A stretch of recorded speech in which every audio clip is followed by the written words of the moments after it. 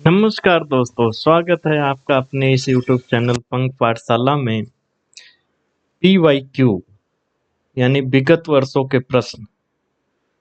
तैयारी में सबसे ज़्यादा बड़ी गलती आदमी करता है कि वह PYQ नहीं देखता। वो लगा है पढ़ाई में, दम पे दम किताबें ख़त्म कर रहा है, लेकिन अगर PYQ वो नहीं देख रहा है, विगत वर्षों के प्रश्न, तो उसको पता ही नहीं चलेगा उसको क्या पढ़ना है, क्या छोड़ना है।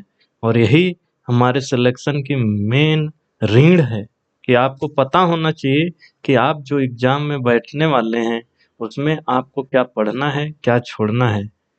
और इसी क्रम में हम लोग PYQ करवा रहे हैं इस चैनल पर, और इसमें आज ये 10वीं वीडियो है हमारी। अभी तक हम लोग 9 वीडियो ला चुके हैं जो हमारे PYQ हैं उस पर। उसमें साइंस का भी एक भाग कवर हो गया है, और उसके अलावा polity, history, art and culture, economy, भूगोल, इन सब का जो 2022 में पिछला ग्रुप डी जो 2022 में हुआ था, उसमें 50 शिफ्टों में एग्जाम लिया गया था। तो उसमें जो 17 अगस्त से लेकर 11 अक्टूबर तक 50 शिफ्टों में एग्जाम हुआ था, तो उसके जो क्वेश्चन हैं वो डिस्कस किया जा रहा है। तो उसमें उन अभी जो बताया उन विषयों में को डिस्कस किया जा चुका है। अगर आप लोग अभी वो नहीं देखे हैं तो जाकर देख लीजिए। और उसमें हर वीडियो के अंत में मैं बताया हूँ कि देखो, इसमें ये ही टॉपिक सबसे इम्पोर्टेंट है। यही टॉपिक को आपको पढ़ के अच्छे से तैयार करके जाना है। और जो टॉपिक सबसे इम्पोर्टेंट हैं रेलवे ग्रुप डी 2025 के लिए, उस पे मैं रिकैप वीडियो भी बना रहा हूँ। तो उसमें उन टॉपिकों को शॉर्ट में जल्दी से हम लोग रिवाइज करते हैं। तो अगर आप रिकैप वीडियो से भी नहीं देख रहे हैं, नहीं जुड़े हैं, तो डिस्क्रिप्शन बॉक्स में लिंक है, या चैनल पे अलग से प्लेलिस्ट बनी है रिकैप प्रोग्राम के नाम से। और इधर ये हमारी जो सीरीज है PYQ वाली, इसको कहते हैं 50 डे इंटू 50 क्वेश्चन सीरीज। यानी हम 50 दिनों तक 50-50 क्वेश्चन करने वाले हैं जो PYQ होंगे, जो पिछले ग्रुप डी एग्जामों में पूछे गए हैं।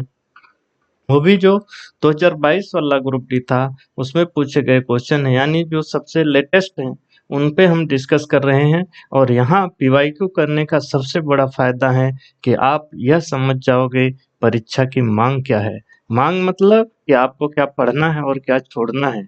आपका यहाँ पे प्रैक्टिस भी होगा। प्रैक्टिस कैसे होगा? क्योंकि हम 50-50 क्वेश्चन कर रहे हैं, और आप भी जब वीडियो शुरू होता है, एक रफ पे या एक शीट लेकर 50 तक संख्या लिख दीजिए, और उसमें जब क्वेश्चन दिखाया जाए तो आप जल्दी से लिखिए कि आप उसमें सी लगा रहे हैं, डी लगा रहे हैं, कौन सा ऑप्शन लगा रहे हैं। और जब आंसर डिस्कस किया जाए तो उसमें सही या गलत लगाइए कि आपने सही कर पाया कि गलत कर पाया। ये दोस्तों, ये कोई किसी कंपनी, किसी संस्था, किसी कोचिंग का बनाए हुए क्वेश्चन नहीं होते। जब PYQ हम करते हैं तो जो बोर्ड है हमारा, वह जो क्वेश्चन बनाया है उसको हम कर रहे हैं। अगर आप यहाँ पे अच्छा कर रहे हैं, इन 50 क्वेश्चनों को जो रोज डिस्कस हो रहे हैं, उनको अगर अच्छा कर रहे हैं, उसमें 30 क्वेश्चन 35 क्वेश्चन तक कर पा रहे हैं 50 में से, तो आपकी तैयारी बहुत शानदार है। और यहाँ से ही पता चलेगा, अगर आप 30 से भी कम कर रहे हैं तो आपको जिन टॉपिकों से क्वेश्चन बन रहा है उनको फिर से जाके रिवाइज करना है।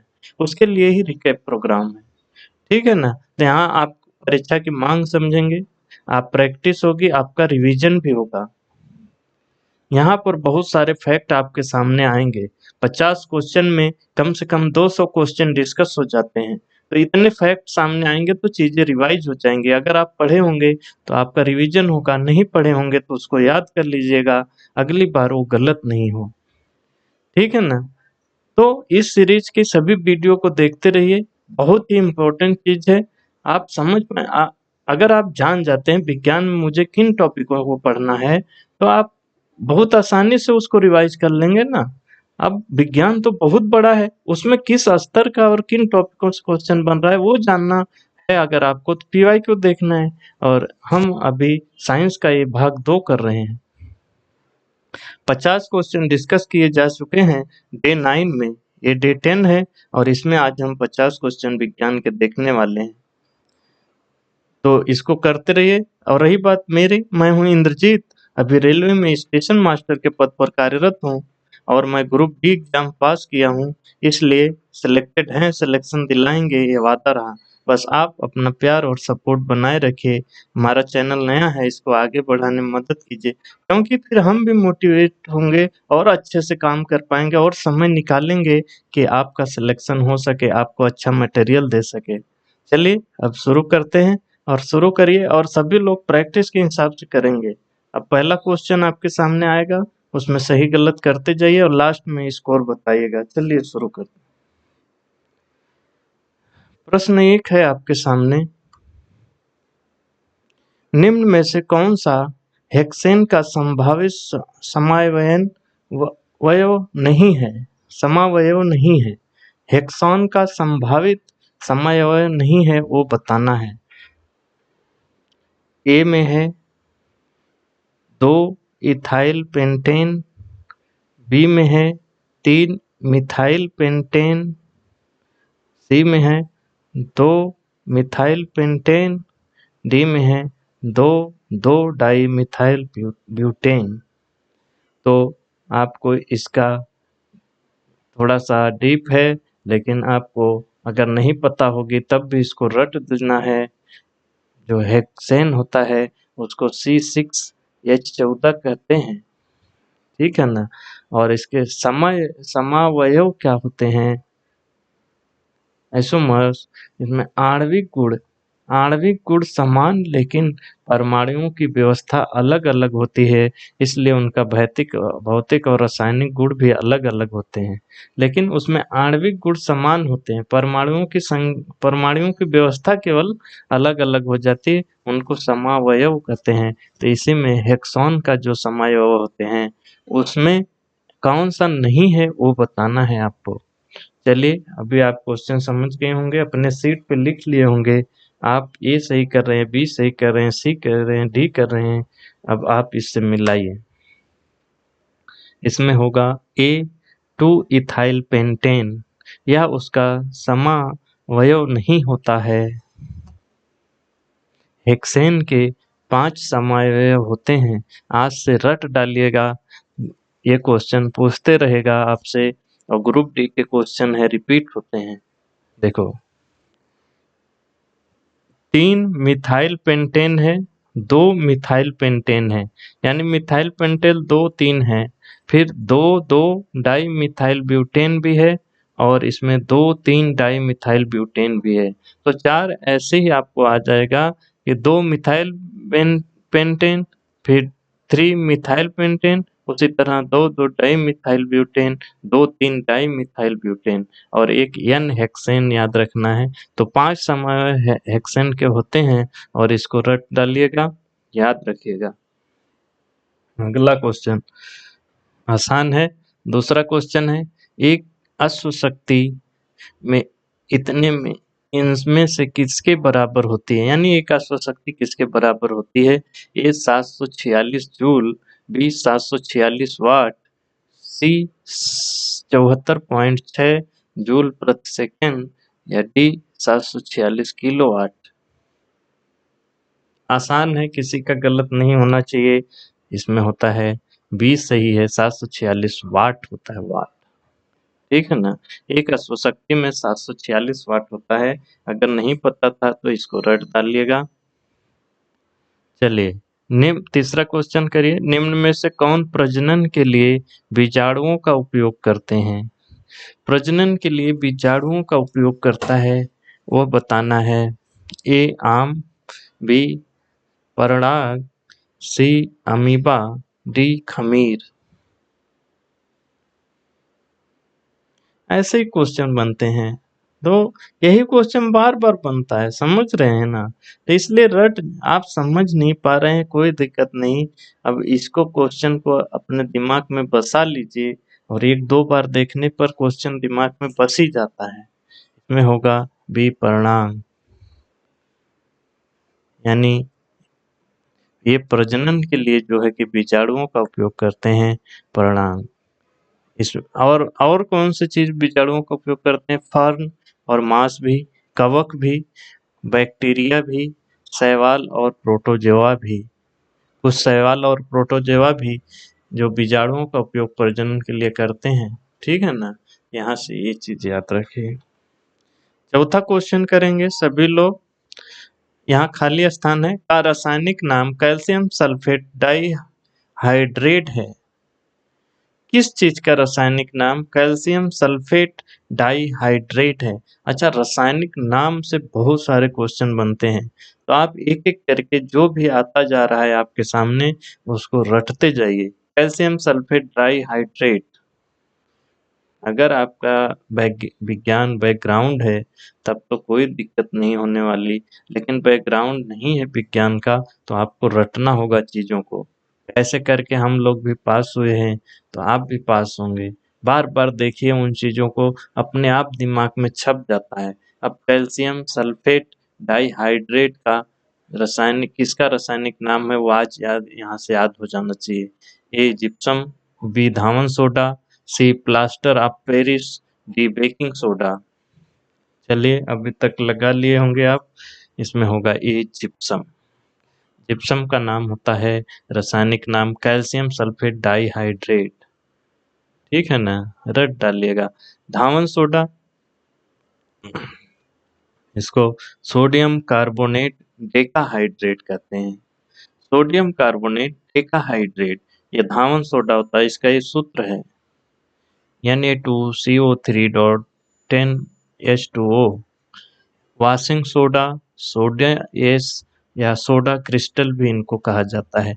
धावन सोडा को वाशिंग सोडा, सोडा एस या सोडा क्रिस्टल भी कहते हैं और इसका रासायनिक नाम होता है सोडियम कार्बोनेट डेकाहाइड्रेट।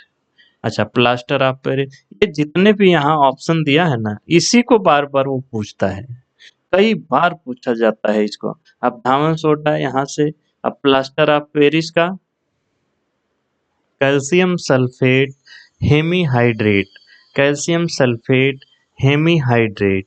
अच्छा, ये जो प्लास्टर ऑफ पेरिस है और जिप्सम है इसमें बहुत थोड़ा सा अंतर है, वहाँ डाइहाइड्रेट है, यहाँ हेमीहाइड्रेट है। समझ रहे हैं ना? तो यहाँ से जब जिप्सम कहे तो डाइहाइड्रेट और जब प्लास्टर ऑफ पेरिस कहे तो हेमीहाइड्रेट। ठीक है, कैल्शियम सल्फेट हाइड्रेट तो है, उसमें डाइहाइड्रेट हो जाता है, इसमें हेमीहाइड्रेट। अच्छा, अब बेकिंग सोडा, बेकिंग सोडा का भी बार बार पूछता है, सोडियम बाइकार्बोनेट इसको कहते हैं। ये इसका रासायनिक सूत्र भी है, मतलब NaHCO3। ये बेकिंग सोडा है, सोडियम बाइकार्बोनेट, सोडियम बाइकार्बोनेट। ठीक है ना, यहाँ से ये चीजें दो तीन बार रिवाइज करके देख लीजिए, आप दिमाग में बैठा लीजिए, आते ही आते हैं क्वेश्चन। पांचवा करेंगे सभी लोग। कास्टिक सोडा का उपयोग सामान्यतः खाली स्थान है में नहीं किया जाता। कास्टिक सोडा का उपयोग सामान्यतः कहाँ नहीं किया जाता वो बताना है। ए डिटर्जेंट उद्योग, बी कागज और लुगदी उद्योग, सी अमोनिया निर्माण या डी कपड़ा उद्योग। कहाँ पर कास्टिक सोडा का उपयोग सामान्यतः नहीं किया जाता? चलिए, अब तक आप अपने सीट में लिख लिए होंगे पांचवा का कौन सा है, हम मिला लीजिए। पांचवा का होगा सी, अमोनिया का निर्माण। इसमें कास्टिक सोडा का उपयोग नहीं किया जाता, इसमें नाइट्रोजन और हाइड्रोजन गैसों का उपयोग किया जाता है। हैबर वाश प्रक्रिया में उच्च ताप और दाब पर एक साथ प्रतिक्रिया की जाती है नाइट्रोजन और हाइड्रोजन का, इससे बनती है हमारी अमोनिया। ठीक है ना। अच्छा, कास्टिंग सोडा का उपयोग डिटर्जेंट उद्योग में किया जाता है, कागज और लुगदी उद्योग में किया जाता है, कपड़ा उद्योग में तो किया ही जाएगा, तो ये सब इसका है, लेकिन अमोनिया के निर्माण में नहीं है। दिमाग में बैठा लीजिए एक दो बार देख के। छठवां, हाइड्रोजन और ऑक्सीजन से पानी का बनना का उदाहरण है, यानी यहाँ खाली स्थान है, बताना किसका उदाहरण है। हाइड्रोजन और ऑक्सीजन से जो पानी बनता है वह किसका उदाहरण है? ए ऑक्सीकरण और उपचयन का, बी अपघटन प्रक्रिया का, सी संयोजन प्रक्रिया का, डी विस्थापन प्रक्रिया का। चलिए मिलाइए। अब इसमें होगा सी संयोजन प्रक्रिया का।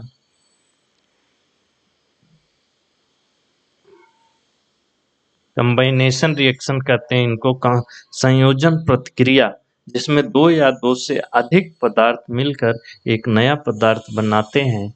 इसे संश्लेषण प्रक्रिया भी कहते हैं। जो संयोजन प्रक्रिया है ना, इसको संश्लेषण प्रक्रिया भी कहते हैं। इसमें जब दो या दो से अधिक पदार्थ मिलकर कोई नया पदार्थ बना देते हैं, तो यहाँ पर हाइड्रोजन और ऑक्सीजन मिलकर पानी बना रहे हैं, इसलिए इसको संयोजन प्रक्रिया कहते हैं।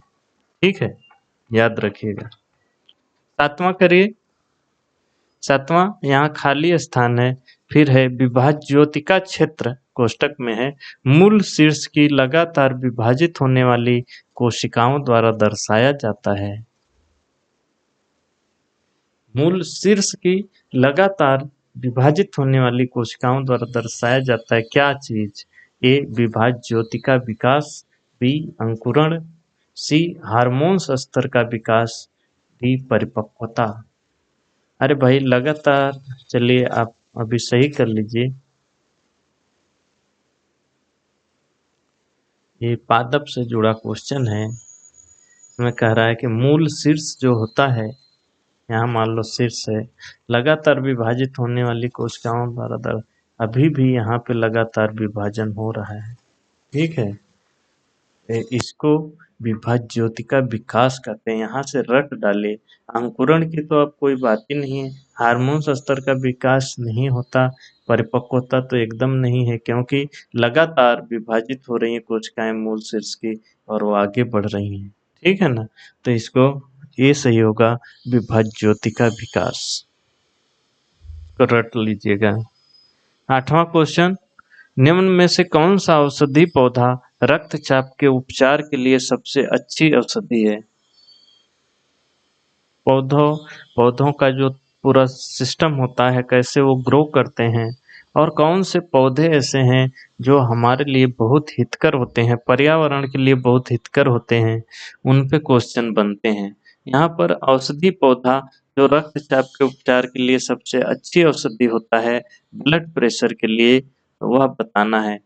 ए सर्पगंधा, बी रजनीगंधा, सी आलूकम, और डी नव मल्लिका।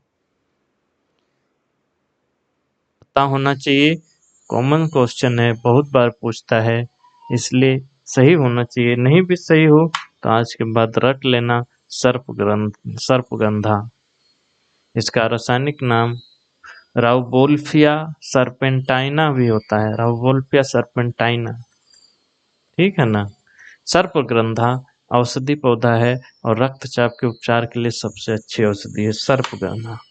नौवां करिए, निम्न में से किसकी परमाणु त्रिज्या सबसे अधिक होती है? परमाणु त्रिज्या बताना है, किसकी सबसे बड़ी होती है, सबसे बड़ी परमाणु त्रिज्या वाला। A ammonia, D fluorine, C chlorine, D oxygen. अच्छा, ये नहीं भी पता हो तो आज से रटने का प्रयास करिए। विज्ञान हम लोग भी रट के ही पास हुए हैं। विज्ञान में कुछ चीजें समझने वाली होती हैं, और जब बैकग्राउंड आपका नहीं होता तो उसको रट डालिए। अरे आपको वैज्ञानिक नहीं बनना है महाशय, आपको केवल ग्रुप डी एग्जाम पास करना है, और यही कॉमन क्वेश्चन बार बार बनते हैं। तो हम यहाँ PYQ ही इतना डिस्कस कर देंगे। आज अभी दूसरा है, यानी 100 क्वेश्चन आज हो जाएगा। फिर उसके बाद भी विज्ञान के बहुत सारे क्वेश्चन बने थे पिछली बार, वो सब डिस्कस होंगे। और वहाँ आप अगर इन वीडियो को अपना 0.5 करके 1.5 कर लीजिए स्पीड, या 2 भी कर लीजिए स्पीड, और फटाफट देख डालिए, और 2-3 बार देख डालिए, देखिए कैसे नहीं आपका सही होता है। तो चलिए, परमाणु त्रिज्या सबसे बड़ी होती है वो बताना है। इसमें आयोडीन की परमाणु त्रिज्या सबसे बड़ी होती है। परमाणुओं के आकार को मापने के लिए एक इकाई होती है परमाणु त्रिज्या। परमाणु के नाभिक के केंद्र से उसके सबसे बाहरी इलेक्ट्रॉन कोष या इलेक्ट्रॉन तक की औसत दूरी को परमाणु त्रिज्या कहते हैं। यह परमाणु के आकार को मापने की इकाई होती है, और परमाणु के नाभिक के केंद्र से उसके सबसे बाहरी इलेक्ट्रॉन कोष या इलेक्ट्रॉन तक की औसत दूरी जो होती है इसी को कहते हैं परमाणु त्रिज्या, और यह सबसे बड़ी होती है आयोडीन की। 10वां क्वेश्चन, मनुष्यों का निम्न में से कौन सा अंग उत्सर्जक अंग के रूप में कार्य नहीं करता? उत्सर्जक अंग के रूप में कार्य नहीं करता। ए फेफड़ा, बी त्वचा, सी छोटी आंत, डी बड़ी आंत। कॉमन क्वेश्चन है, ऐसे क्वेश्चन बनते हैं हमारे पाचन पाचन तंत्र या शरीर के जो महत्वपूर्ण कार्य हैं, महत्वपूर्ण अंग हैं, उस पे बना क्वेश्चन है। हमें इतना बेसिक नॉलेज होना चाहिए, इसलिए ऐसे क्वेश्चन पूछे जाते हैं। नहीं भी पता हो तो आज रट डालिएगा। 10वां में होगा छोटी आंत। सी सही है, छोटी आंत। यह अंग उत्सर्जक अंग के रूप में कार्य नहीं करता। यह भोजन को पचाना और पोषक तत्वों को अवशोषित करने का काम करता है, यानी उत्सर्जन नहीं अवशोषण करता है। तो ये छोटी आंत होगा। अच्छा, फेफड़ा, त्वचा, बड़ी आंत ये सब उत्सर्जक अंग के रूप में काम करती हैं, इसलिए ये सही नहीं होंगे। चलिए आगे बढ़ते हैं। 11वां, निम्न में से कौन सा पौधे में संग्रहित कार्बोहाइड्रेट है? पौधों में संग्रहित कार्बोहाइड्रेट बताना है। कॉप्स, इसको आज बड़ा फैशन चला है कॉप्स। तो निम्नलिखित में से पौधों में संग्रहित कार्बोहाइड्रेट को क्या कहते हैं? A glucagon, B sucrose, C glucose, D starch. तक पकड़ लिए होंगे। बहुत कॉमन क्वेश्चन है, बहुत आसान है और सभी का सही होना चाहिए इसमें। तो डी है स्टार्च। जो पौधों में कार्बोहाइड्रेट होता है उसको स्टार्च कहते हैं। देखो, पोषक तत्व, 3 मुख्य पोषक तत्व होते हैं। एक कार्बोहाइड्रेट, दूसरा प्रोटीन और तीसरी वसा। ये 3 मुख्य पोषक तत्व होते हैं किसी भी जीव के लिए या पौधे के लिए। तो इसमें कार्बोहाइड्रेट जो होता है या पौधों में जो संग्रहित होता है वो स्टार्च के रूप में होता है। ठीक है ना।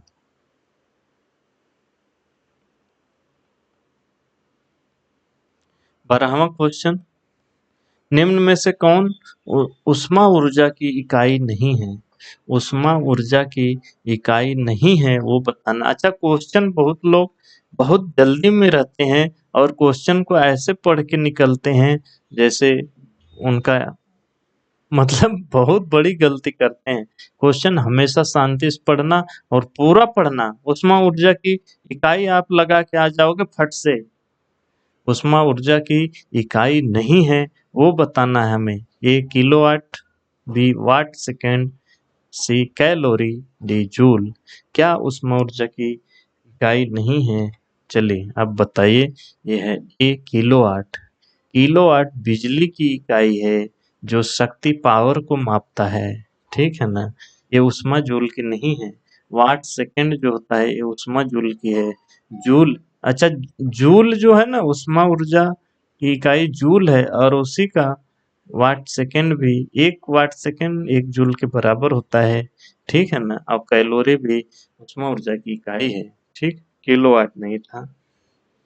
13वां करिए।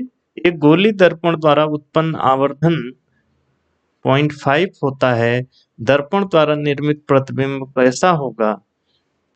अच्छा, दर्पण प्रतिबिंब से बना क्वेश्चन है।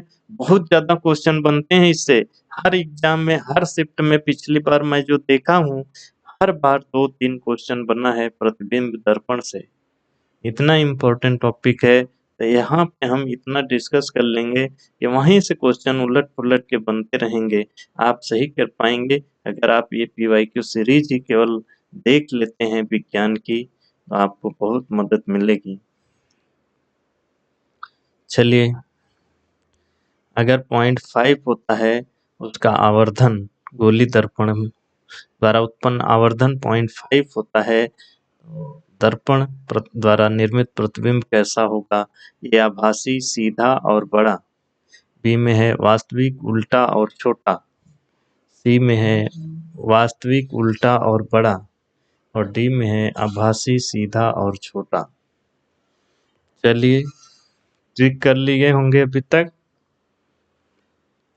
लाइए इसका बी सही होगा, वास्तविक, उल्टा और छोटा।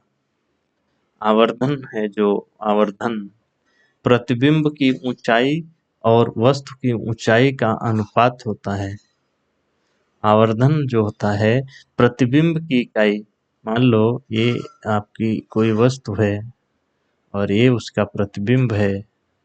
अब इन दोनों में जो अनुपात बनेगा वही होता है आवर्धन। ठीक है, इनके ऊंचाइयों का जो अनुपात होता है उसी को आवर्धन। आवर्धन, अच्छा ठीक है। अच्छा, सकारात्मक आवर्धन अगर है, अच्छा ये -0.5 है, ये मैं भूल गया बताना, ये माइनस में है यानी नकारात्मक में 0.5 है, ठीक है ना। सकारात्मक आवर्धन अगर होगा तो हमेशा गोली दर्पण में अगर सकारात्मक आवर्धन है, याद रख लेना उसका प्रतिबिंब आभासी और सीधा बनेगा। अगर नकारात्मक आवर्धन है तो उसका प्रतिबिंब वास्तविक और उल्टा बनेगा। तो यहाँ नकारात्मक आवर्धन था इसलिए वास्तविक और उल्टा चित्र बना। और छोटा और बड़ा कैसे करेंगे, आवर्धन का मान 1 से कम होने पर प्रतिबिंब वस्तु से छोटा होगा। याद रखना बहुत आसान है। आवर्धन का मान 1 से कम है तो छोटा, 1 से कम है ना भैया, 1 से छोटा ही आ रहा है तो छोटा प्रतिबिंब, 1 से बड़ा आता है तो बड़ा प्रतिबिंब, तो इसलिए ये 1 से छोटा है, 0.5 है, इसलिए छोटा बनेगा। और यहाँ से आपका आवर्धन सकारात्मक नकारात्मक से पता चल गया। अगर नकारात्मक है तो वास्तविक और उल्टा, और 1 से छोटा है तो छोटा, यानी वास्तविक, उल्टा और छोटा। बहुत महत्वपूर्ण स्लाइड है, ये स्लाइड बहुत महत्वपूर्ण है, इसका स्क्रीनशॉट ले लो या 2-3 बार देख लीजिए, बहुत बढ़िया से इसको याद रखिएगा। प्रश्न 14 खाली स्थान है, वसा के पाइसीकरण में सहायता करता है। क्या वसा के पाइसीकरण में सहायता करता है? ए विटामिन के, ट्रिप्सिन, बी पित्त लवण, सी HCl, डी पेप्सिन।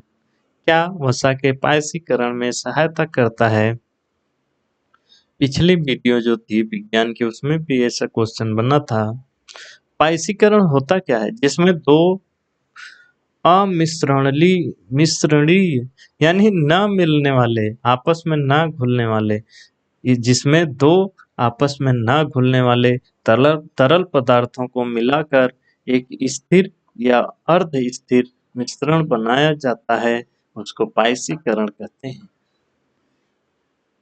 दो ना मिलने वाले आपस में, जैसे तेल और पानी को अगर आप मिलाना चाहेंगे तो वह आसानी से नहीं मिलेगा, वो अपनी अपनी लेयर अलग अलग बना लेता है।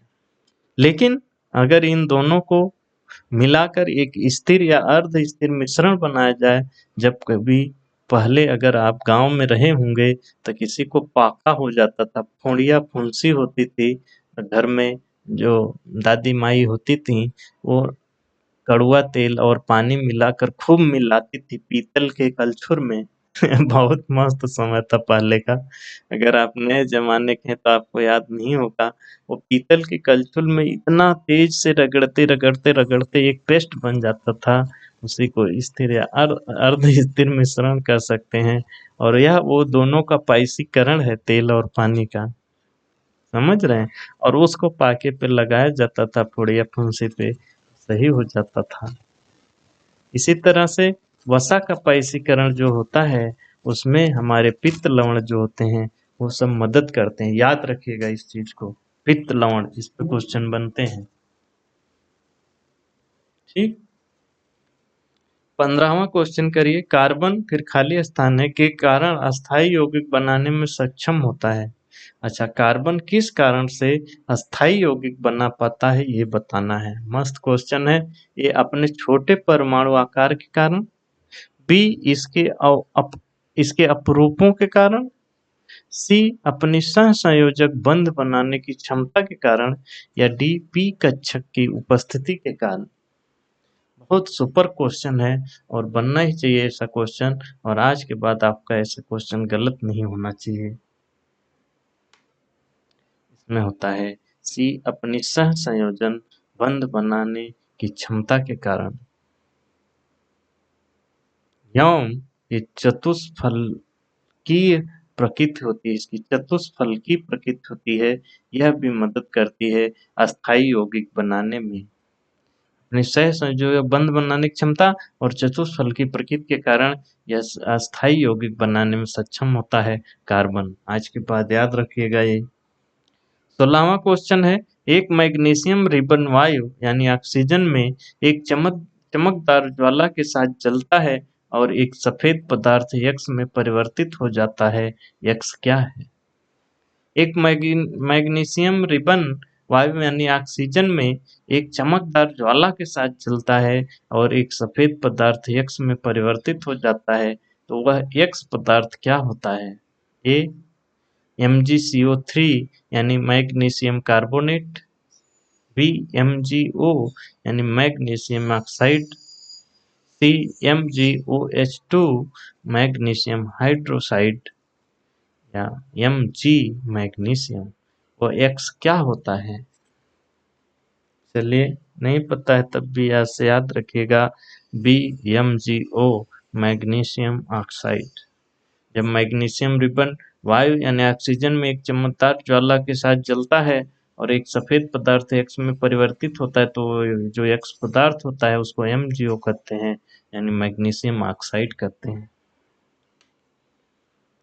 एक अपसारी लेंस की फोकस दूरी 50 सेंटीमीटर है, तो लेंस की क्षमता ज्ञात कीजिए। हर बार हर शिफ्ट में, जो 50 शिफ्ट में एग्जाम हुआ था, 50 शिफ्ट में ऐसे क्वेश्चन बने हैं। बहुत अच्छे से इसको याद रखिएगा। अभी तो इसका आंसर दीजिए। एक अपसारी लेंस की फोकस दूरी 50 सेंटीमीटर है, तो लेंस की क्षमता ज्ञात कीजिए।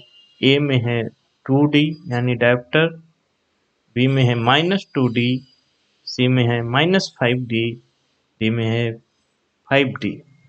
बताइए। और नहीं भी अगर आपका सही हो पता है तो आज के बाद गलत नहीं होना चाहिए। चलिए, सही हो गया हो तो बहुत बढ़िया बात है। इसको -D -2 डायोप्टर कहते हैं। अब सारी लेंस है, फोकस दूरी 50 सेंटीमीटर है, तो लेंस की क्षमता बताना है। लेंस की क्षमता यानी शक्ति, इसको P से दर्शाते हैं। फोकस दूरी F से दर्शाते हैं, छोटे वाले। तो अगर आपको पावर किसी की क्षमता ज्ञात करना है तो P बराबर होता है 1/F, और F जो फोकस दूरी होती है वो मीटर में ली जाती है हमेशा। तो P बराबर 1F करेंगे तो हमारा P यानी लेंस की क्षमता निकल जाएगी। तो P हमें यही ज्ञात करना था। और 1/F क्या है यहाँ? F है 50 सेंटीमीटर। अरे भैया, ये 50 सेंटीमीटर है, इसको मीटर में कन्वर्ट करेंगे तो इसमें 100 से गुणा करेंगे तो 0.5 आ जाएगा। अरे 100 सेंटीमीटर में 1 मीटर, 100 से गुणा करेंगे तो आधा हो गया ना, 0.5। 1/0.5 और 1 में आधे से भाग देंगे तो ये 2 होगा, और इसको D से दर्शाते हैं, डायोप्टर कहते हैं। ठीक है ना। लेंस की क्षमता का मापने की इकाई जो होती है डायोप्टर में होती है, तो यहाँ पर हमारा 2 डायोप्टर आता है। लेकिन अगर अपसारी लेंस है यानी अवतल दर्पण है, अवतल है, तो उसकी क्षमता हमेशा ऋणात्मक होती है, और जब अभिसारी लेंस है, उत्तल है, तो उसकी क्षमता धनात्मक होती है। 2D तो यहाँ से निकाल लिए, लेकिन अपसारी था इसलिए -2D होगा। अगर यही अभिसारी लेंस में फोकस दूरी 50 सेंटीमीटर बताता तो उसका आंसर आपका माइनस में नहीं, धनात्मक होता, 2D। ठीक है। यह सूत्र और यह चीजें आपको याद रखना है। बहुत बार पूछा है, यकीन मानिए आगे आने वाले एग्जाम जो हमारा है उसमें भी बहुत पूछेगा। चलिए, 18वां क्वेश्चन करते हैं। निम्न में से किस समूह के तत्वों में अम्लीय ऑक्साइड बनाने की प्रवृत्ति होती है? अम्लीय ऑक्साइड बनाने की प्रवृत्ति होती है। चलिए, किस समूह के तत्वों में, जो तत्वों को कई समूहों में विभाजित किया गया है, तो उसमें से बताना है समूह ए समूह 2, बी समूह 1, सी समूह 16 या डी समूह 13। किस समूह संख्या के तत्व जो है अम्लीय ऑक्साइड बनाने की प्रवृत्ति रखते हैं? नहीं पता हो तो रट डालिए इस क्वेश्चन के बाद। समूह 16। समूह 16 के जो होते हैं,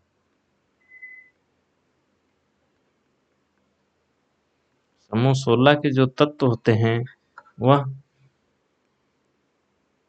अम्लीय ऑक्साइड बनाने की प्रवृत्ति रखते हैं। रट डालिएगा। 19वां करेंगे सभी लोग। धातु ऑक्साइड आमतौर पर प्रकृति में होते हैं, कैसे होते हैं वो बताना है। धातु ऑक्साइड आमतौर में प्रकृति में कैसे होते हैं वो बताना है। ए तटस्थ, बी मीठा, सी अम्लीय, डी क्षारीय। चलिए, धातु ऑक्साइड आमतौर पर प्रकृति में क्षारीय होते हैं मेरे भाई, याद रखिएगा क्षारीय। ठीक है ना। अगला क्वेश्चन 20वां। मनुष्य के पास ऑटोसोम्स के जोड़े होते हैं, खाली स्थान। कितने जोड़े होते हैं ऑटोसोम्स? बहुत मस्त क्वेश्चन है। ग्रुप डी का फेवरेट क्वेश्चन है, पूछता ही पूछता है। हमारे गुणसूत्रों पर बना क्वेश्चन है और यह बार बार पूछता है मनुष्य के पास ऑटोसोम के जोड़े बताइए, लेकिन हम बार बार गलत करके आते हैं। ए 2, बी 23, सी 22, डी 46। ऑटोसोम के कितने जोड़े होते हैं वो बताना है। गलत नहीं होना चाहिए बंधुओं, महाशयों, सही करिएगा। गलत हो जाए कमेंट बॉक्स में बताइएगा मेरा ये गलत हो गया था। और इसमें बहुत से लोग 23 लगा कर आते हैं, लेकिन इसका सही उत्तर है सी 22। 22 ऑटोसोम होते हैं। कुल मिलाकर मनुष्य के अंदर 23 जोड़े गुणसूत्र होते हैं, उसमें 22 ऑटोसोम होते हैं, जिसको अलिंग गुणसूत्र भी कहते हैं। और उसमें एक जोड़ी लिंग गुणसूत्र होते हैं जो XX या XY के रूप में होते हैं। XX महिलाओं में होता है, XY पुरुषों में होता है। इसी से बच्चे के लिंग का निर्धारण होता है। ठीक है ना। अब माता के X से अब पिता का X मिला या Y मिला, इससे तय होता है कि बेटा होगा कि बेटी होगी। X से पुरुष वाला भी X ही मिल जाएगा तो बेटी ही होना है, अगर Y मिल गया तो बेटा होना है। इसको ये जो लिंग गुणसूत्र है इसको एलोसोम भी कहते हैं। ठीक है ना। तो 23 गुणसूत्र, उसमें से 22 ऑटोसोम यानी अलिंग गुणसूत्र होते हैं और एक लिंग गुणसूत्र होता है।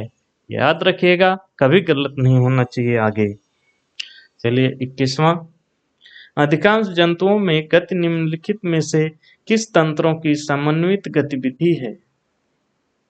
अधिकांश जंतुओं में गति निम्नलिखित में से किस तंत्रों की समन्वित गतिविधि है?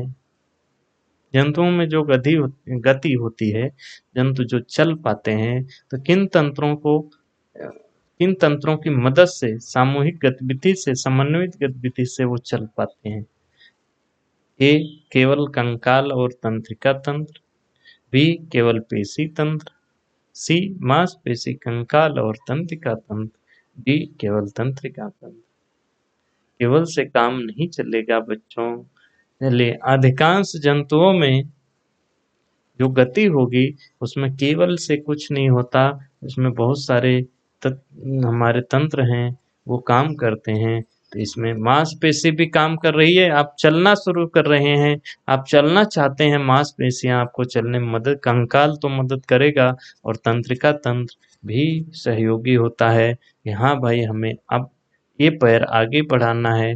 यह कौन तय करता है? तंत्रिका तंत्र। हमारी मांसपेशियां सपोर्ट देती हैं हमारे कंकाल को, इस तरह से कोई जंतु चल पाता है। ठीक, सही होगा मांसपेशी, कंकाल और तंत्रिका तंत्र तीनों। 22वां करिए। चुंबकीय क्षेत्र में परिवर्तन द्वारा एक प्रेरित धारा उत्पन्न करने की प्रक्रिया को कहा जाता है? चुंबकीय क्षेत्र में परिवर्तन, चुंबकीय क्षेत्र से बना क्वेश्चन है और इसमें ये परिवर्तन जो होता है एक चुंबकीय क्षेत्र से अगर दूसरे चुंबकीय क्षेत्र में या जाते हैं या चुंबकीय क्षेत्र का परिवर्तन होता है, वहाँ एक ही नाम आज से याद रखना। धारा, एक प्रेरित धारा उत्पन्न करने की प्रक्रिया को कहा जाता है। यहाँ पर एक प्रेरित धारा उत्पन्न होती है और इस पूरी प्रक्रिया को क्या कहते हैं? ये विद्युत चुंबकत्व, विद्युत चुंबकीय प्रेरण, सी विद्युत चुंबकीय विकिरण, डी विद्युत चालक। आज से याद रखिएगा, इसको विद्युत चुंबकीय प्रेरण कहते हैं। विद्युत चुंबकीय प्रेरण वही है जब कोई चुंबकीय क्षेत्र के में परिवर्तन होता है तो वहां एक धारा उत्पन्न होती है, उसी को विद्युत चुंबकीय प्रेरण कहते हैं। और इस पूरी प्रक्रिया को विद्युत चुंबकीय प्रेरण कहते हैं। आज के बाद याद रखिएगा। 23वां करिए। पुष्प के किस जनन भागों में जनन कोशिकाएं होती हैं? पुष्प के किन जनन भागों में जनन कोशिकाएं होती हैं? रट डालिएगा आज के बाद। ए पुंकेसर और स्त्री केसर, बी बाह्य दल और पुंकेसर, सी पराग कोश और बाह्य दल, डी पंखुड़ी और शैली। इसी एग्जाम में 2022 में ही अलग शिफ्ट में यही क्वेश्चन पूछा था और दूसरी शिफ्ट में भी यही क्वेश्चन पूछा है। यानी जब एक ही साल के एग्जाम में रिपीट हो रहे क्वेश्चन, तो अब तो साल नया है या दौर नया है, ये बोर्ड नया है, ये परीक्षा नहीं है। ठीक है ना? तो क्वेश्चन रिपीट होंगे ही। तो ये क्वेश्चन आप करिए, अभी तक कर लिए होंगे। इसमें है ए पुंकेसर और स्त्री केसर। जो पुष्प के जनन कोशिकाएं होती हैं उसको कहते हैं पुंकेसर और स्त्री केसर। ठीक है ना? 24वां, किसी चालक का प्रतिरोध इसमें से किस प्रकार निर्भर नहीं करता? इनमें से किस पर निर्भर नहीं करता? किसी चालक का प्रतिरोध, चालक का प्रतिरोध,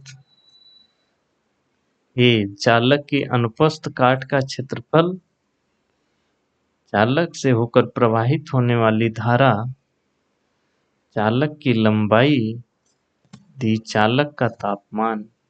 चालक का प्रतिरोध इनमें से किस पर निर्भर नहीं करता है? किसी का गलत नहीं होना चाहिए, गलत हो भी जाए तो आगे से गलत नहीं होना चाहिए। इसमें होगा बी, चालक से होकर प्रवाहित होने वाली धारा। ये जो धारा है यह प्रतिरोध इसमें से किस पर निर्भर नहीं, जो चालक में प्रवाहित होने वाली धारा है, प्रतिरोध उस पर निर्भर बिल्कुल नहीं करता। प्रतिरोध निर्भर करता है चालक की अनुप्रस्थ काट का क्षेत्रफल से। रट डालिए, ये सेपरेट क्वेश्चन बनता है। चालक की अनुप्रस्थ काट का क्षेत्रफल, इससे प्रतिरोध का मान घटता बढ़ता है। सी, चालक की लंबाई भी प्रतिरोध निर्भर करता है और चालक के तापमान से भी प्रतिरोध का निर्धारण होता है। ठीक है ना? 25वां क्वेश्चन करेंगे। रंगहीन लवक को खाली स्थान कहा जाता है। रंगहीन लवक को क्या कहते हैं? उसी का इंग्लिश नाम पूछ लिया है। अब पिछली वीडियो में इस पे बढ़िया से आपको हिंदी इंग्लिश नाम लिखकर बताया था। अगर आप नहीं देखे हैं तो जाके देख लीजिएगा। रंगहीन लवक को क्या कहा जाता है? ये ल्यूकोप्लास्टिड्स, ये एपिकोप्लास्टिड्स, सी फ्लोरोप्लास्टिड्स, डी क्रोमोप्लास्टिड्स।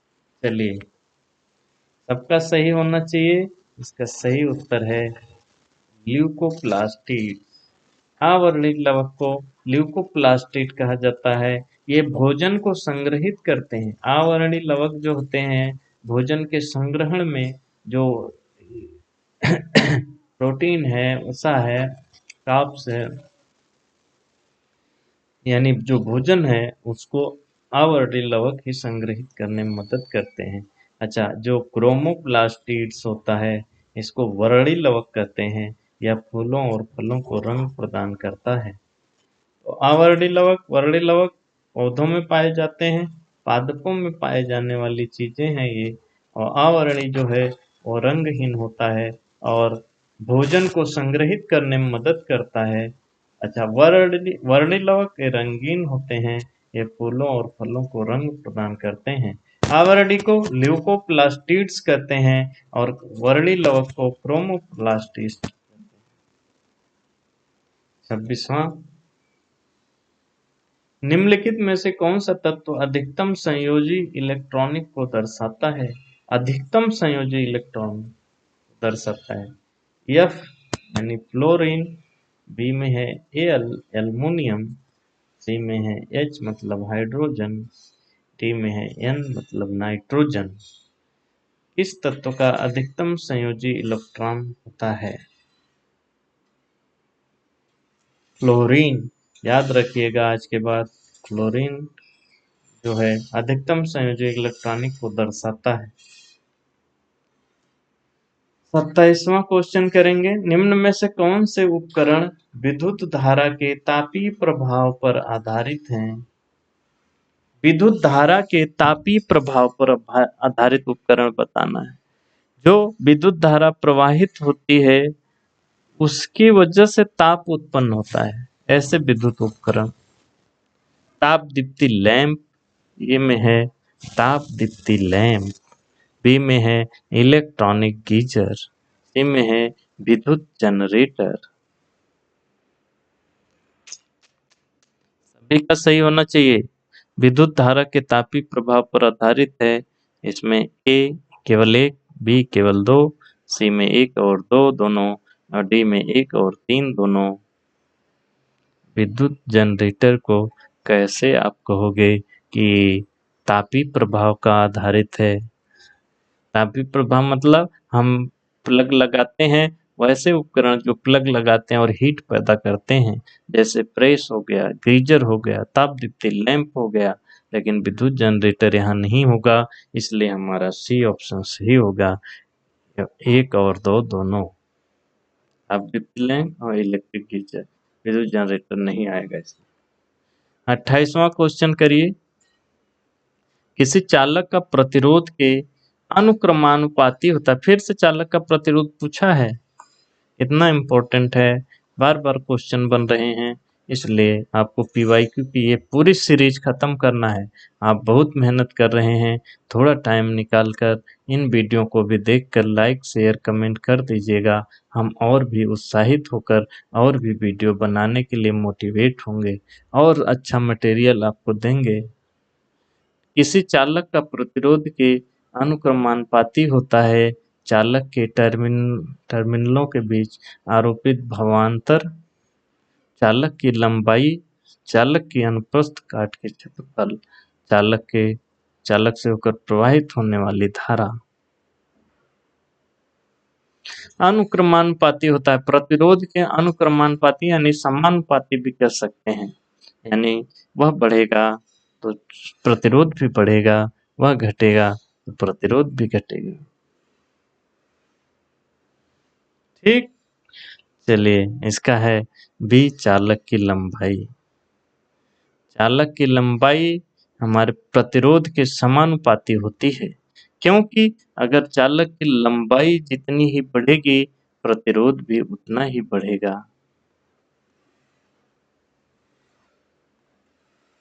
चालक का प्रतिरोध भी उतना बढ़ेगा जितनी लंबाई बढ़ेगी, इसलिए ये हमारा सही है। और चालक के अनुप्रस्थ काट का क्षेत्रफल प्रतिरोध के व्युत्क्रमानुपाती होता है। यानी अनुप्रस्थ काट का क्षेत्रफल अगर ज्यादा है तो प्रतिरोध कम होगा, प्रतिरोध ज्यादा है, अनुप्रस्थ काट का क्षेत्रफल कम होगा, यानी व्युत्क्रमानुपाती होता है।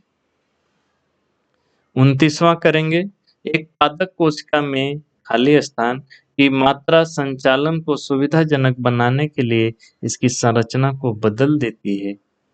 एक पादप कोशिका में किस चीज की मात्रा संचालन को सुविधाजनक बनाने के लिए इसकी संरचना को बदल देती है? बहुत मस्त क्वेश्चन है। ये जल, बी विद्युत रासायनिक स्पंदों, सी हार्मोन्स, डी प्रोटीन। पादप कोशिकाओं में वह कौन सा चीज है जो संचालन को सुविधाजनक बनाने के लिए उनकी संरचना को बदल देता है? बहुत आसान, बहुत मस्त क्वेश्चन है। जल, पादप कोशिका जल बहुत चीजें डिसाइड करता है। एक वनस्पति कैसी होगी, कैसे जगह पे होगी, कैसी संरचना होगी, यह जल के द्वारा निर्धारित होता है। अब हमारे राजस्थान में कैसे वन या कैसे कंटीली झाड़ियाँ मिलती हैं, वहीं सदाबहार वन में आप पश्चिमी घाट पे चले जाओ, वहाँ कैसे वन मिलते हैं, यह तय होता है जल की मात्रा से। जल की मात्रा संचालन को सुविधाजनक बनाने के लिए उसकी संरचना को बदल देती है। याद रखिएगा। प्रश्न 30, निम्नलिखित में से किस खाद्य पदार्थों में आयरन प्रचुर मात्रा में पाया जाता है? आयरन हर आदमी के लिए जरूरी है, उपयोगी है। चलिए, आयरन, ये दूध, बी गुड़, सी मक्खन, डी चावल। किस चीज में आयरन की प्रचुर मात्रा में आयरन पाया जाता है? गांव देहात के होंगे तो एकदम समझ गए होंगे, बी। गांव के रहल कुछ फायदा होला हो। अपने यूपी भोजपुरी बेल्ट के जो होंगे वो समझ गए होंगे तुरंत। चलिए, आयरन प्रचुर मात्रा गुड़ में होता है, और गुड़ को आज लोग फूहर कहते हैं। जो गुड़ खाता है उसको फूहर कहते हैं। बड़ा मॉडर्न हो गए हैं लोग, इसलिए आयरन की कमी हो रही है। ठीक है ना, इसलिए गुड़ खाना चाहिए। सुबह में चने के साथ गुड़ खा लीजिए, आप घोड़े की तरह ताकत रहेगी आपके अंदर, खून कभी कम नहीं होगा। अच्छा, एक चीज और याद रखिए, जब आयरन, हम बहुत चीजों से हमें आयरन मिलता है, लेकिन जब तक आपको अम्ल नहीं मिलेगा ना, मतलब खट्टा चीज जैसे नींबू, संतरा, वो हमारा आयरन हमारे शरीर में अवशोषित नहीं होगा। ठीक है ना, इसलिए थोड़ा सा नींबू वगैरह खाना चाहिए आदमी को। सब्जी में ही डाल के खा ले या पानी में घोल के खाने के बाद पी ले, तो उससे जो आयरन हम खाए हैं वो अवशोषित होगा हमारे शरीर में। ठीक, एक्स्ट्रा जानकारी दिया। ये हमारे दैनिक जीवन के लिए बहुत उपयोगी है। तो गुड़, इसमें आयरन प्रचुर मात्रा में पाया जाता है। प्रश्न 31, हिमालय के किस पुष्प में प्रतिरोधी यानी एंटीसेप्टिक गुण होता है और इसलिए यह खरोंचों को ठीक करने में मदद करता है?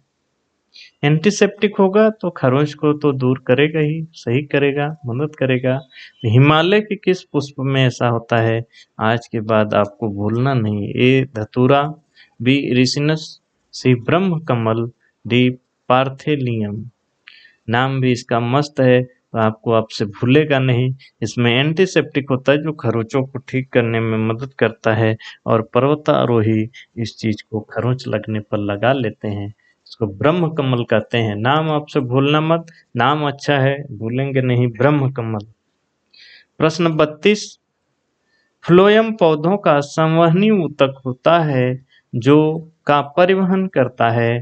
फ्लोएम पौधे का संवहनी ऊतक है, यानी जो चीजें हैं पौधों में ले आने ले जाने की, फ्लोएम के माध्यम से होती हैं।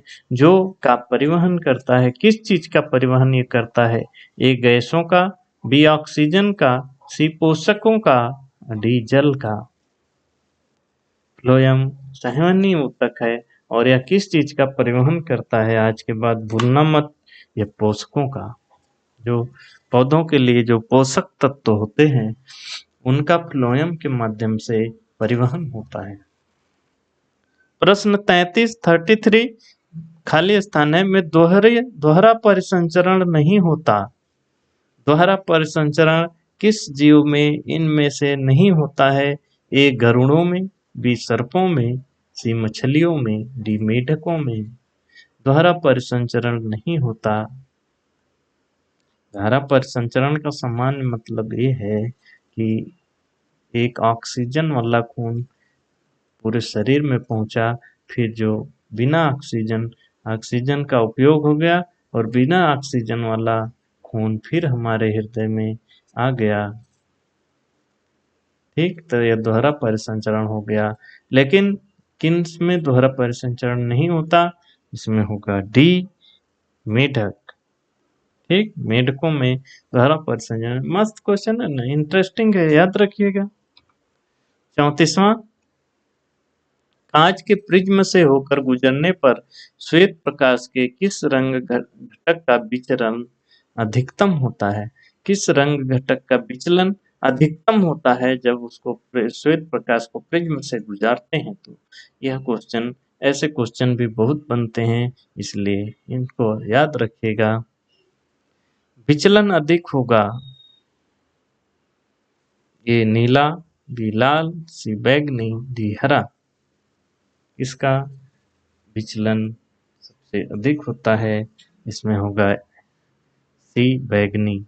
इसकी तरंग दैर्ध्य सबसे कम होती है, इसलिए यह कांच में से सबसे धीमी गति से चलता है, जिससे यह सबसे अधिक मुड़ता है, इसलिए विचलन सबसे अधिक होता है इसमें। ये कांच में बहुत धीरे चलता है, इसलिए सबसे ज्यादा मुड़ता है। तरंग दैर्ध्य इसकी सबसे कम होती है, समझ गए ना, इसलिए मुड़ता है। और लाल जो होता है इसका विचलन सबसे कम होता है, इसकी तरंग दैर्ध्य बहुत अधिक होती है, इसलिए इसका विचलन सबसे कम होता है। आज से यहाँ से क्वेश्चन बने तो याद रहना चाहिए। 35वां, प्रेरित विभवांतर का एसआई इकाई क्या होता है?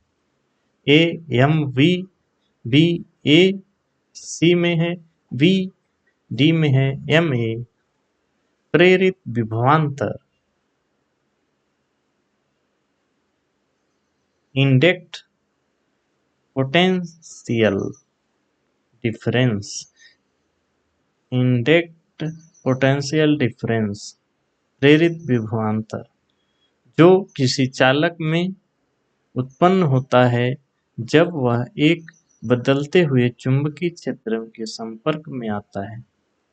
अगर कोई चालक किसी बदलते हुए चुंबकीय क्षेत्र में आ जाए तो यहाँ पर प्रेरित विभवांतर उत्पन्न होता है, ठीक है ना। अब इसका एसआई इकाई बताना है, वह होता है वी यानी वोल्ट। प्रेरित विभवांतर की एसआई इकाई वोल्ट है। 36वां करेंगे थोड़ा जल्दी। निम्न में से कौन सा हेक्सेन का समजातीय श्रेणी का अगला सदस्य है? हेक्सेन समजातीय श्रेणी का अगला सदस्य बताना है। ए पेंटीन, बी पेंटेन, सी हेप्टेन, डी हेप्टीन। इसमें होगा डी हेप्टीन, या हेप्टेन कहना ही मुझे तो सही लगता है, हेप्टेन। निम्न में से हेक्सेन समजातीय श्रेणी यानी कार्बनिक यौगिकों की एक ऐसी श्रेणी जिसमें सदस्यों के रासायनिक गुण समान होते हैं। कार्बनिक यौगिकों की एक ऐसी श्रेणी होती है, समजातीय श्रेणी उसे कहते हैं जो एक ऐसी श्रेणी है जिसमें सदस्यों के समान रासायनिक गुण समान होते हैं, उनको समजातीय श्रेणी कहते हैं। अब एल्केन जो होता है, एल्केन की समजातीय श्रेणी में देख लीजिए क्या है। इसका पहला होता है मीथेन, CH4, और इसके जितने भी अगले पद आएंगे, अगले पद जो आते जाएंगे वो C1 और H2 से बढ़ते जाएंगे, ठीक है ना। जैसे मीथेन पहला है C1H4। अब देखो एथेन उसका अगला पद होता है एथेन, उसमें एक जुड़ गया ना, C2 और H6 हो गया, यानी 2 जुड़ गया। तो हर बार C1 जुड़ेगा और H2 जुड़ेगा, उनका अगला पद बनता जाएगा। एथेन होता है C2H6, प्रोपेन होता है C3H8, ब्यूटेन होता है C4H10 और पेंटेन होता है C5H12। अब हेक्सेन होता है C6H16। अब इसी का अगला पूछ रहा था, तो हेप्टेन होगा C7H16 और ऑक्टेन इसके बाद, हेप्टेन के बाद होता है ऑक्टेन C8H18, ठीक है ना। 37वां प्रश्न है, श्वसन के दौरान पत्तियों के किस भाग में भारी मात्रा में गैसीय विनिमय होता है? गैसीय विनिमय पत्तियों में होता है श्वसन के दौरान। ए रंध्र, बी ग्रेना, सी क्लोरोफिल, डी थाइलाकोइड। तो जो पौधों या पादपों के जो त्वचा है, जो पत्ती है, जो तना है, उन सब में रंध्र पाए जाते हैं और उन्हीं से गैसों का विनिमय होता है, आदान प्रदान होता है, उनको रंध्र कहते हैं। पत्तियों में भी ये होता है। 38वां, निम्नलिखित में से किस सामग्री का उपयोग विद्युत ताप उपकरणों के ताप तत्वों को बनाने में किया जाता है? देखो, ताप तत्व वाले फिर आ गए। विद्युत ताप उपकरणों को ताप तत्वों को बनाने में किया जाता है, जैसे जो विद्युत धारा प्रवाहित होने पर गर्म हो जाते हैं और उनकी गर्मी से हमारा काम हो जाता है, उनको ताप, ऐसे ताप तत्वों को बनाने वाले उपकरण में क्या उपयोग होता है? ए टंगस्टन, बी टिन लेड मिश्र धातु, सी कांसेंटेंटन कांस्टेंटन कांस्टेंटन और डी नाइक्रोम। चलिए, तो आज से याद रखिएगा नाइक्रोम।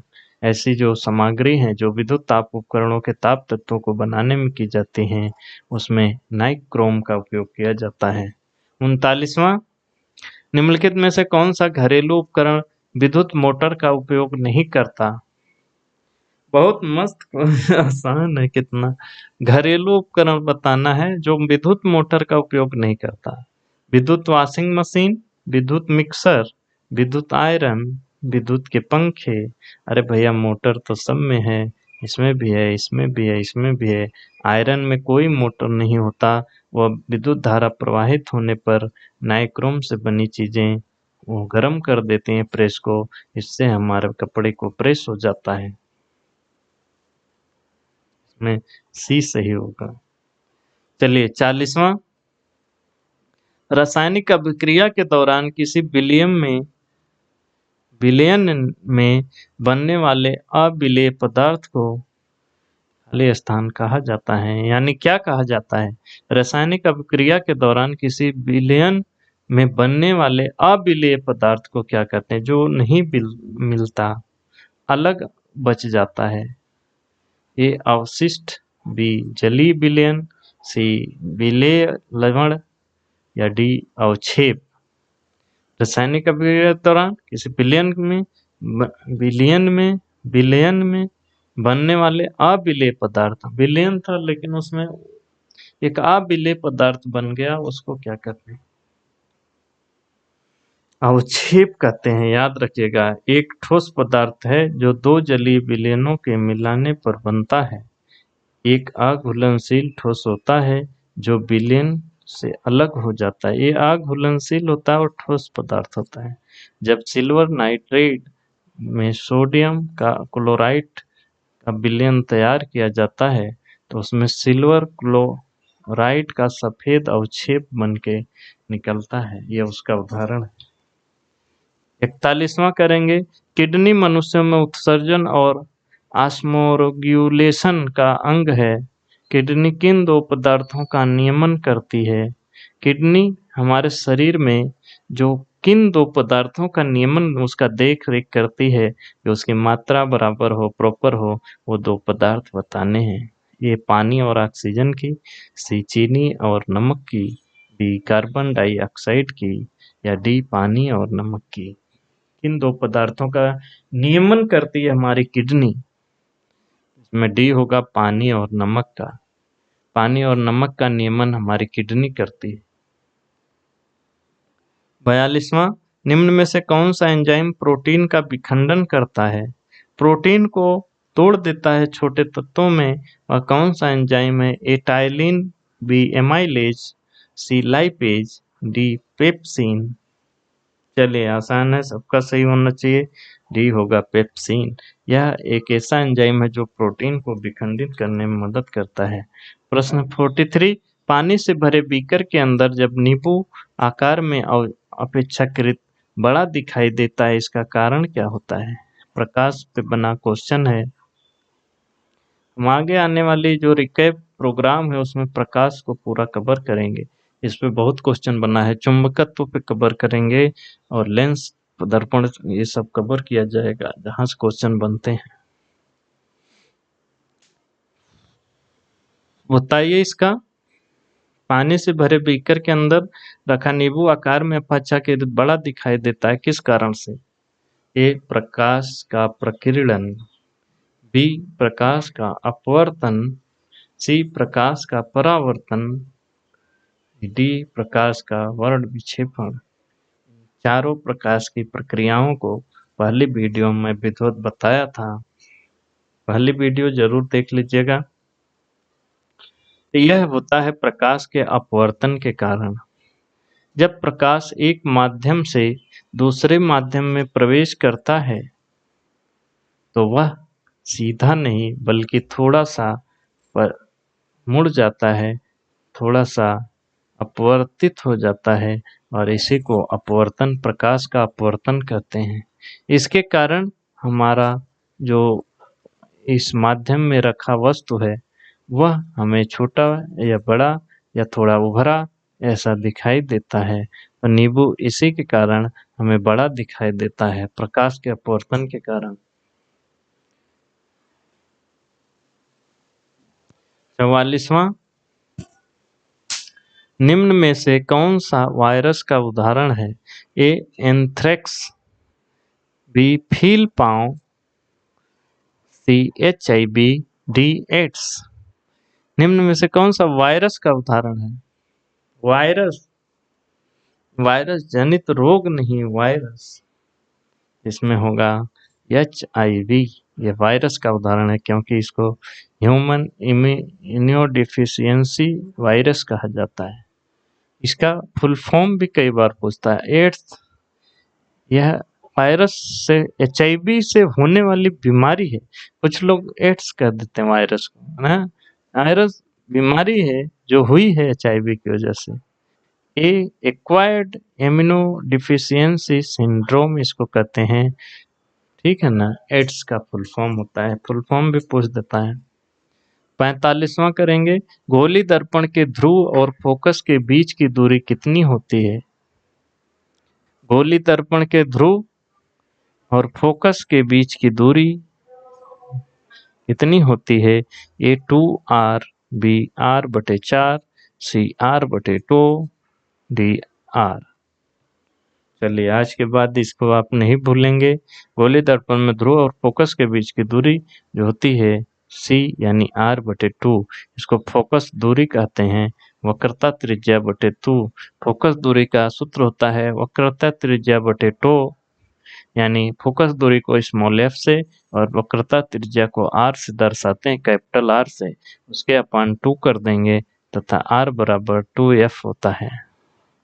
अच्छा, वक्रता त्रिज्या पूछ ले तो 2f होता है और केवल फोकस दूरी पूछ रहा है तो r/2 होता है, इसलिए हमारा C सही है।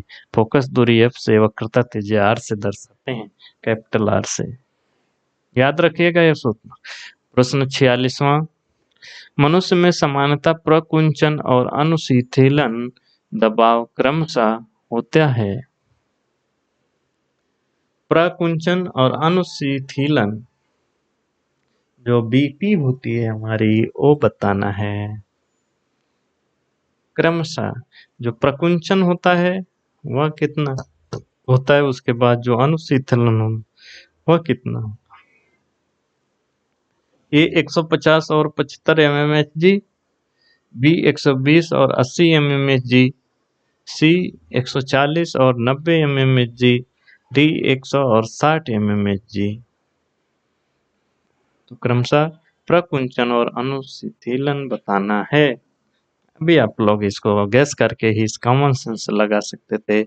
180 और 80 BP ब्लड प्रेशर में आप समझे होंगे, तो 180 प्रकुंचन होता है और 80 जो होता है अनुशीतलन होता है। 120 प्रकुंचन और 80 mmHg इनका इकाई है, इसको मिलीमीटर पारा कहते हैं।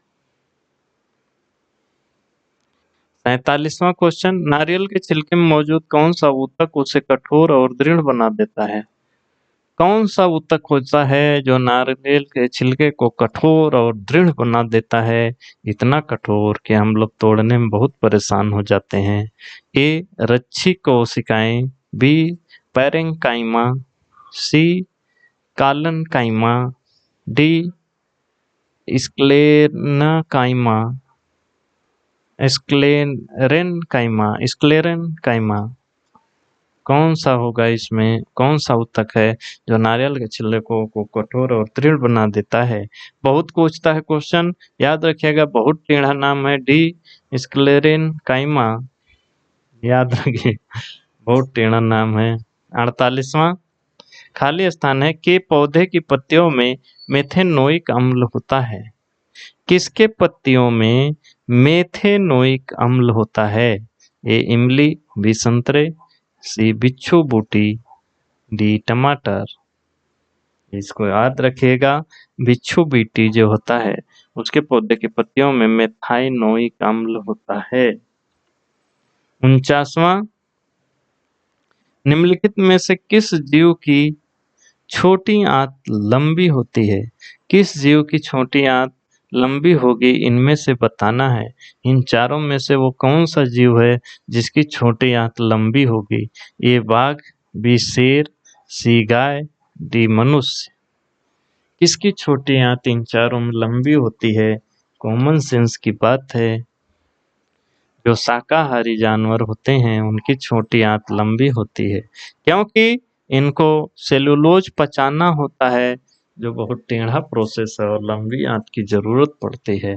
तो इसमें देख लीजिए शाकाहारी कौन है? बाघ नहीं, शेर भी नहीं, मनुष्य भी नहीं। मनुष्य तो सर्वाहारी है, गाय जो थी वो शाकाहारी है, तो इसी की आंत सबसे लंबी होगी इन चारों में। 50वां प्रश्न आज का लास्ट प्रश्न होगा, निम्नलिखित में से कौन सा उपकरण विद्युत चुम्बकीय प्रेरण के सिद्धांत पर, फिर से आ गया विद्युत चुम्बकीय प्रेरण, अभी बोला था ना, याद रखिएगा, प्रेरण के सिद्धांत पर आधारित है, वो कौन सा उपकरण है? ए विद्युतीय पंखा, बी विद्युतीय मोटर, विद्युतीय जनित्र या विद्युतीय बल्ब। विद्युत चुम्बकीय प्रेरण के सिद्धांत पर याद रखिएगा, विद्युत चुम्बकीय जो विद्युत जनित्र होता है वो होता है जनरेटर यानी डायनमो, ट्रांसफार्मर, माइक्रोफोन, ये सब विद्युत चुम्बकीय प्रेरण के सिद्धांत पर काम करते हैं। बदलते चुम्बकीय क्षेत्र के संपर्क में आने से चालन में विद्युत धारा उत्पन्न होती है। इस पूरी प्रक्रिया को विद्युत चुम्बकीय प्रेरण कहते हैं। चलिए, विज्ञान में अभी तक हम 100 प्रश्नों को देख लिए हैं। सबसे ज्यादा प्रश्न विज्ञान से बन रहा है, इसलिए विज्ञान को हमें हल्के में नहीं लेना है। आपका विज्ञान बैकग्राउंड नहीं है, फिर भी इस सीरीज के सारे टॉपिक को, क्वेश्चन को अच्छे से देख लीजिए, और जो टॉपिक डिसाइड हो रहे हैं उस पे रिकैप तो आएगा, लेकिन आप अपने से भी उन टॉपिकों को ज़्यादा पढ़िए, ज़्यादा समझने का प्रयास करिए, क्योंकि यहाँ जो टॉपिक हमें यहाँ से निकल रहे हैं पीवाईक्यू देखने पर, उन टॉपिकों को हम आसानी से पढ़ सकते हैं, खोज सकते हैं, जैसे भी समझ में आए, क्योंकि हम पूरा विज्ञान नहीं ना, कुछ टॉपिक जैसे अभी जो हम सब क्वेश्चन देख लिए उसमें कहाँ से क्वेश्चन ज्यादा बन रहे हैं? चुंबकीय क्षेत्र या चुंबकत्व, विद्युत धारा एवं विद्युत उपकरण से, प्रकाश से, दर्पण एवं लेंस से, पादप एवं जीव संरचना से, सामान्य विज्ञान से, रासायनिक तत्वों से, यहाँ से क्वेश्चन बन रहे हैं ना भैया। तो हम क्यों पूरा विज्ञान पढ़ेंगे? हम इन टॉपिकों को इतना मजबूत कर लेंगे, रट रट के भी याद कर लेंगे, क्योंकि हमें वैज्ञानिक नहीं, हमें एक सिलेक्शन लेना है ग्रुप डी में, ताकि हमारे जीवनचर्या में आर्थिक मजबूती मिल सके और एक हम सम्मानजनक जीवन जी सके। अच्छा, इन टॉपिकों को पता कैसे चला? पीवाईक्यू से। तो पीवाईक्यू की इस सीरीज को हल्के में मत लेना, नहीं तो आप अपने पैर में कुल्हाड़ी मारने जा रहे हैं। इसको आपको लग सकता है कि क्यों देखें इसको, क्या बकवास वीडियो है, लेकिन बकवास नहीं, जब आपका 1 नंबर से सिलेक्शन रुकेगा तब याद आएगा कि कोई बता रहा था कि इन टॉपिकों को ज़्यादा पढ़ के जाना। इन टॉपिकों से क्वेश्चन बनता है। मैं एक नहीं दसनों एग्जाम क्लियर किया हूँ, मैं जानता हूँ किस तरह से तैयारी की जाती है। कभी बताएंगे तैयारी की रणनीति किसी वीडियो में, लेकिन आप लोगों का प्यार मोहब्बत चाहिए, हमें हौसला चाहिए काम करने का, और वो आएगा आपके लाइक से, कमेंट से, आपके शेयर करने से। इस चैनल को बढ़ाना, हम इतने मटेरियल दे देंगे, इतने अच्छे मटेरियल दे देंगे कि आपका सिलेक्शन हो जाएगा। ये सब हमें पीवाईक्यू करने से इन टॉपिकों का पता चला और इन टॉपिकों पे हम रिकैप वीडियो भी करा रहे हैं। अगर आप रिकैप वीडियो नहीं देख रहे हैं तो यह भी बहुत बड़ी गलती होगी। वहाँ हम छोटे-छोटे वीडियो हैं 20 मिनट, 25 मिनट, 30 मिनट के, उसमें एक टॉपिक को पूरा कवर कर दे रहे हैं, फटाफट रिवाइज कर दे रहे हैं। आप स्पीड बढ़ा के उनको देख लीजिए। डिस्क्रिप्शन बॉक्स में लिंक है या पंख पाठशाला चैनल पे उसकी अलग से प्लेलिस्ट बनी है। रही बात पीडीएफ की, पीडीएफ हमारे टेलीग्राम चैनल पंख पाठशाला पे डाल दी जाती है। तो अगर आप अभी तक नहीं जुड़े हैं तो उससे जुड़ के वहाँ से पीडीएफ सारा रख लीजिए, क्योंकि आप एग्जाम में समय में इतनी बड़ी वीडियो नहीं देखेंगे। पीडीएफ खोलेंगे और सरसरी से 10 मिनट में पूरा आपको ये चीज़ें रिवाइज हो जाएंगी। जितने क्वेश्चन बने, जो एक्सप्लेनेशन है, सब उसमें रहेगा और आप उसको देख लेंगे और सब रिवाइज हो जाएगा 10 मिनट में। एग्जाम से 2-3 दिन पहले हम वीडियो नहीं देखेंगे, हम रिवीजन करेंगे, तो उसमें पीडीएफ काम आएगी और पीडीएफ चैनल पे जाकर ले लीजिए, डिस्क्रिप्शन बॉक्स में उसका लिंक दिया गया है। कोई भी वीडियो मिस नहीं होनी चाहिए, नहीं तो आप उस चीज़ से चूक जाएंगे कि अरे यार, मैं ये टॉपिक तो पढ़ा ही नहीं, ये टॉपिक इतना महत्वपूर्ण था मुझे पता ही नहीं चला। यह कहना आम बात हो जाएगी और क्वेश्चन बहुत आसान है। अपने आप को जब सिलेक्शन नहीं होता है तो हमारे पास हजारों बहाने होते हैं। वो बहाने की नौबत ना आए, आपका सिलेक्शन हो, इसलिए इस चैनल की जो ग्रुप डी के लिए वीडियो हैं उनको देखिएगा। कोई भी वीडियो मिस ना हो उसके लिए आपको चैनल को सब्सक्राइब करके बेल आइकन दबा देना होगा, ताकि जब भी कोई वीडियो पड़े आपको तुरंत सूचना मिल जाए। हम नए हैं दोस्तों, हमारा प्रयास नया है, तो अपना सुझाव भी अवश्य दीजिए। हम आपके सुझाव के अनुसार आगे बढ़ेंगे और हमारा हौसला बढ़ाइए, क्योंकि जब आप लाइक करते हैं, कमेंट करते हैं, शेयर करते हैं तो हमें मोटिवेशन मिलता है। हमें लगता है लोग देख रहे हैं, हमें और अच्छा करना पड़ेगा और अच्छा मटेरियल देना पड़ेगा ताकि आपका सिलेक्शन हो सके। आपका सिलेक्शन ही हमारी प्राथमिकता है दोस्तों। इसलिए आप अपना सपोर्ट दीजिए, हम आपको ऐसा मटेरियल दे देंगे कि आपका सिलेक्शन होगा। आपने इस वीडियो को देखा, लाइक किया, शेयर किया, कमेंट किया, इसके लिए तहे दिल से धन्यवाद दोस्तों।